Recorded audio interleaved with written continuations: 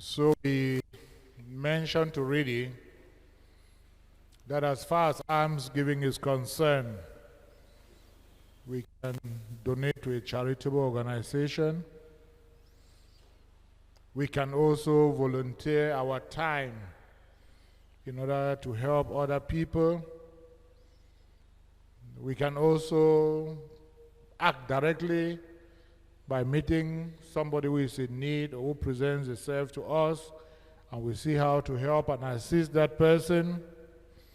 At the same time, like in the church, in our country, we have these Lenten alms, and other countries.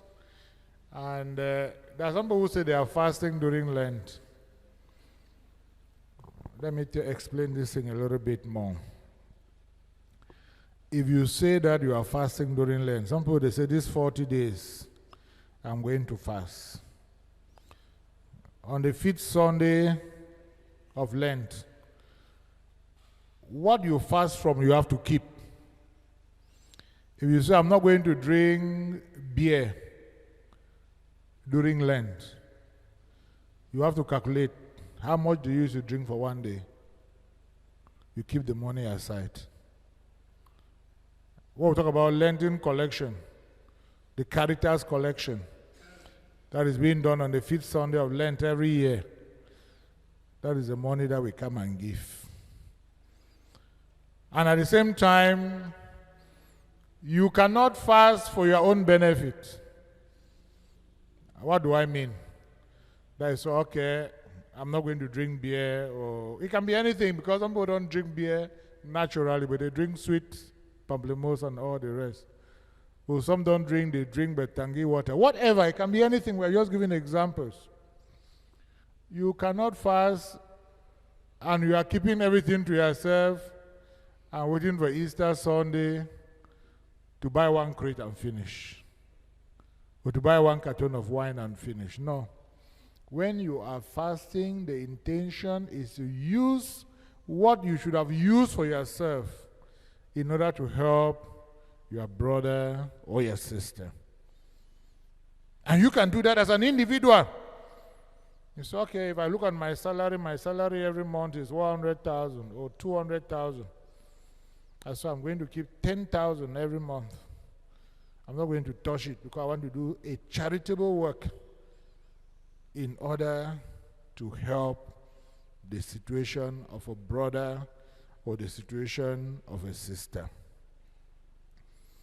There's one experience I had when we started with the benches of the Divine Mercy Co-Cathedral. A teacher came to me and told me, after we discussed other things, and she told me, Bishop, I've heard about the benches of the Co-Cathedral. I want you to cut 125,000 from my salary in order to pay for a bench. I said, how much is your salary? 150,000. And you want me to cut 125 to pay for the bench? He said, yes. I have reflected over it. I have seen that I have to sacrifice. I have to do something for that co-cathedral. I said, look, let me advise you like the bishop now. You cannot give all this money. Can you give half so that other people can add and we do the benches? He said, no, Bishop, my intention is I want to give one bench. I said, okay. You put it down. They'll not cut, they'll put the money into your account. You go and move it yourself and you go and pay for the bench of the co-cathedral. But that lady taught me a very big lesson. I asked her, how are you going to survive for the month? She said that 25,000 that is remaining, God will bless me. And that is what happened. And we are talking about giving and contributing to an organization and all the rest. I must have said this story, and I'll continue to say it, because it's a story that will remain in my life, even in the grave. And why do I say so? I was sitting me here in Boya, and one of my friends, Dr. Mba Apollinaris in America, he's a medical doctor, he called me one day and said, Bishop, there's somebody that wants to give a donation to a charity. I have proposed Boya Diocese. Is that okay? I said, that is okay. I didn't know what the donation was all about. Then he said the person is going to send a check of 10,000 US dollars. 10,000 US dollars is say 6.5 million or 6 million, depending on exchange rate. So I thought that money came. And I saw that money like that. I said, can I call the man? He said, yes, you can call him. I said, but tell me why the decision of Boya Diocese? He said this man was 90 years old. He was coming down from his staircase in the house. Then he fell down and had a wound. Blood. So he was carried to the emergency unit. And when he went to the emergency unit, it was this poor black doctor who was to attend to him. This doctor attended to him, cleaned the wound, stitched the wound. The man went back home. After 1 week, his face was very normal. Nobody could say he ever had a fall. So he went back now and met this doctor, that this healing that I've had, tell me wherever I want, let me donate some money. That's how the doctor said, Diocese of Boya. So they went to the website. Thank God at that time we started our website. And the man went there and saw all the things we're doing in the Diocese of Boya. That money that man sent, I called him. I talked with him. I said, is there any particular project you saw? He said, Bishop, it's left to you. Any project. I took some days to reflect about the projects. And finally, my mind went to Boma Street in Tico because they were using the church building, not completed, separated with plywood for children to go to school. Then Saturdays, they moved plywood, they used it as church. The church was not even completed, no floor, no window, only that they roofed it. And I told the man that I want to build a school, and I'll use your money to put the foundation.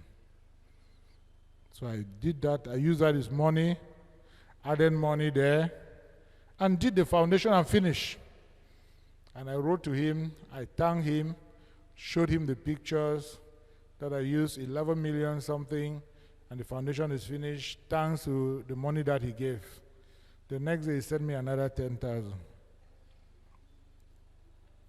And that is how that man sent me money, and at the end of the day, I think we received not less than 60 million to build that school. He supported us with what we're also doing. When we finished the school, DMR TV was there, we launched, we inaugurated the school. We told him, he followed us on Facebook with the family. And after that inauguration, he said, but Bishop, is there another project? I said, you are asking again. So I said, but you see, the school was using the church. I sent the pictures of the church. How much do we need? I said, we need about this amount. He said, how much do you have? I said, I have about this amount. That man sent me money. And I finished that church. I showed him the church and the presbytery. He did the church, he did the presbytery. He spent not less than 60 million again. When we finished that one, we sent all pictures and all the rest. We sent it again to him. Then he said, Bishop, is there any other project again? I said, I started Pius X in Middles Farm. I have only put 6 classrooms, and it's supposed to be 27 classrooms. So he said, send me the plan. I sent the plan to him. And when I sent the plan to him, he looked at it. He said, how much do you have? I said, well, whether you give us or you don't give us, we have done 6 classrooms already. We'll spend more than 60 million. I'll be going gradually. So whatever you have, give it to us. We'll see what to do. That man sent me 200 million. He sent me 200 million. And with that 200 million, go to meet those farms now. We have finished 7 classrooms. We have roofed it. We are doing the plastering of some other areas now. I'm sure by next month, early next month, we'll be getting ready to do the painting. So, donation. This man is a Presbyterian. When I told him presbytery, he said, what is presbytery? I said, where priests are living. He said, okay, I'm not a Catholic, so I don't know what is a presbytery. I said, no, that's the priest's house. So, that is somebody who has never been to Africa. He has never been to Cameroon. He has never been to Boya. But, going to our website, seeing what we're doing, he was motivated. And I only realized after that, all the projects that were ongoing, co-cathedral, pastoral center, this school year, this other school year, churches here, I only discovered that all what was in the website, I did not propose to him.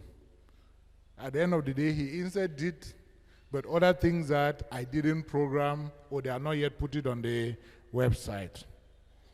And I think that if I'm talking today, I'm saying that in the Diocese of Boya, that is one of the miracles that has happened to me in the ministry here. Because you go to meet his family, look at that house, you say, who's that man take money build this house? That's why I want to give you a levy. At least co-cathedral, I give people a levy and the pastoral center. But this is why I have not asked for any levy. And this man has been generous. He's 92 years old now. So if I'm saying this and saying it publicly, is that we should pray for him. We should pray for him because I see him like a very special angel of God that God sent in order to help us as far as the education of the young people in our diocese is concerned. So individuals can give alms. Families can give alms. Adults can give alms. Children can give. And that's why we must educate our children about the importance of almsgiving. And telling them that whatever you have is coming from God. And whatever God has given to you, you should use it to help others. And I think if we do that, it is going to be very helpful to us as far as our ministry is concerned. Because some of the times, we like Christians, we think only about ourselves. We look ways and means of getting things as personal things. But we don't think about the others living with us, that we can be of help, that we can be of assistance to them. And we should think of doing that without anybody talking to us. Without anybody talking to us. You can go now to the co-cathedral. You see that they are doing the staffing at the upper level. You see that we are trying to put plywood and put lambris at the center in order to at least have the ceiling of the Divine Mercy Co-Cathedral. We wait for the bishop to give you a levy. You as an individual, you can come and say, Papa Bishop, I don't go for Co-Cathedral, I don't see all the work. Take the 2,000, I won't support that. And there's nothing you give to God that is smaller. Take the 5,000, I won't support that. To give doesn't mean you have to give millions before God will appreciate. No. We have said, is your intention. Is your intention. And don't hide under the group and make your way through. There's sometimes that it's good to stand up as an individual. Because some of us, we hide under the group. We just play through the group and we come out. We cannot deceive God now. We cannot deceive God. So if you have not been to the co-cathedral, you have time during the week, just go there and see what is happening there and see the work that is going on there. Because we must learn to give back to God what God has given to us. We cannot be asking God every day, give me this, give me this. And we don't think of also giving back. Whatsoever you do to the least of these brothers and sisters of mine, you are doing it to me. If you are hating somebody, you are hating Jesus. If you are not talking to somebody, you are not talking to Jesus. If you are stealing from somebody, you are stealing to Jesus, from Jesus. If you are giving to somebody to help that person, you are helping Jesus. So whatever we do, whether it is good, whether it is bad, we are doing it to Jesus. Because each and every one of us, they say we are the sacraments of God. We are the sacraments of God because we make God present, since we are all created in the image and likeness of God. That is why Jesus says that I was in prison, you visited me. You came and visited me. I had no food, you gave me food. I had no clothing, you gave me clothing. I didn't have Where did we see you? Insofar as you did it to the one of the least of these brothers or sisters of mine, you are doing it to me. So if you hate somebody, you are hating Jesus. If you love somebody, you are loving Jesus. And that is why it is important. The gospel yesterday was very clear. Those who were killed, did they die because they were greater sinners? No. Those of us who are alive today, look at all these crises we have been going through. They have killed people. This has happened. This has happened. But we are still alive. Is it because we are better off than those who have been killed? No. And that is why the church is inviting us during this period to repent, to change from our stubbornness of heart, to soften our heart, and to make sure that we love God and that we love our brothers and our sisters. And that loving them also implies that we reach out to them, especially in moments of difficulties, and come to their help, come to their assistance. That is what the church is demanding from us. That is what we are all called to do.